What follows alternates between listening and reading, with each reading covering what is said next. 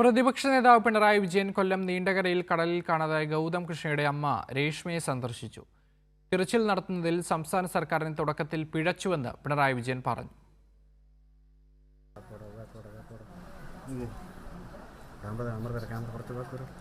രേഷ്മ പ്രതിപക്ഷ നേതാവ് പിണറായി വിജയനോട് അപകടം നടന്ന മുതലുള്ള കാര്യങ്ങൾ വിശദീകരിച്ചു. അച്ഛൻ, ഭർത്താവ്, മകൻ മൂവരും ഇന്ന് ജീവനോടില്ല.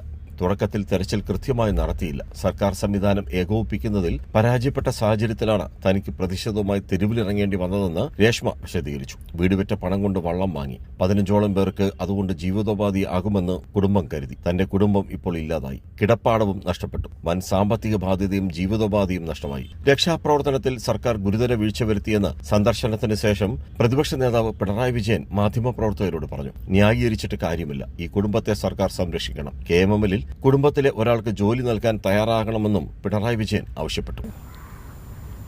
നിർഭാഗ്യകരമായൊരവസ്ഥയാണ് ഇതിൻ്റെ ആദ്യഘട്ടത്തിൽ, അതാണ് ഏറ്റവും സുപ്രധാനമായ ഘട്ടം ഉണ്ടായത്.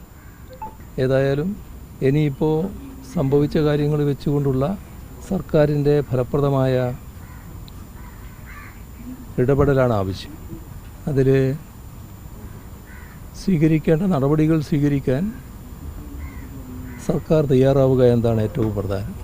മറ്റു തരത്തിലുള്ള ന്യായീകരണത്തിന് ശ്രമിച്ചിട്ട് കാര്യമില്ല. ഏറ്റവും പ്രധാനം ഇവരുടെ തുറന്നുള്ള സംരക്ഷണമാണ്. അതായത് ഇളയ മകൻ നേടിയിട്ടുള്ള യോഗ്യതക്കനുസരിച്ച് ഒരു തൊഴിൽ അവരഭിപ്രായപ്പെടുന്നുണ്ട് KMMൽ ലഭിക്കണമെന്നുള്ളത്. അത് സർക്കാരിന് ചെയ്യാൻ കഴിയുന്ന കാര്യമാണ്. ഭാവിയിലുള്ള കുടുംബത്തിന് സംരക്ഷണത്തിന് അത് വളരെ പ്രധാനമാണ്. മുഖ്യമന്ത്രി ഗൗതം കൃഷ്ണയുടെ കുടുംബത്തിന്റെ അവസ്ഥ അറിയിക്കും. രാജ്കുമാർ, കൈരളി ന്യൂസ്, കൊല്ലം.